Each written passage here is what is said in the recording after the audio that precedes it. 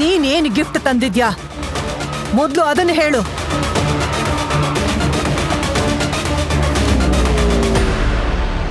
ಇದು 3 ಕಾಸಿಂದಾಗಿರತ್ತೆ.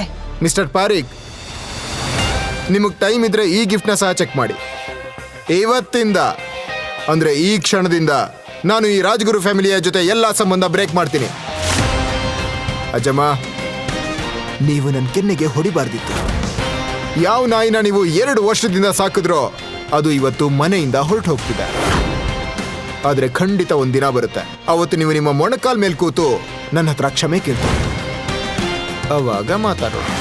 ಹೀಗೆ ಹೇಳಿದ ಗೌತಮ್ ಪಾರ್ಟಿಯಿಂದ ಹೊರಟೋದ. ಅವನ ಈ ಜೋಶಿಂದ ಆ ಪಾರ್ಟಿಗೆ ಬಂದ ಗೆಸ್ಟ್ ಗಳಿಗೆ ಒಳ್ಳೆ ಎಂಟರ್ಟೈನ್ ಮಾಡಿದ ಹಾಗಾಗಿತ್ತು. ಇದರಿಂದ ಅನ್ವಿತಾಗೂ ಅವಮಾನ ಆಗಿತ್ತು. ಗೌತಮ್, ಆದ್ರೆ ಮೊದಲ ಬಾರಿಗೆ ಗೌತಮ್ನಲ್ಲಿ ಗಾಯತ್ರಿ ದೇವಿ ಒಂದು ರಾಯಲ್ ಆಟಿಟ್ಯೂಡ್ ನೋಡಿದ್ರು.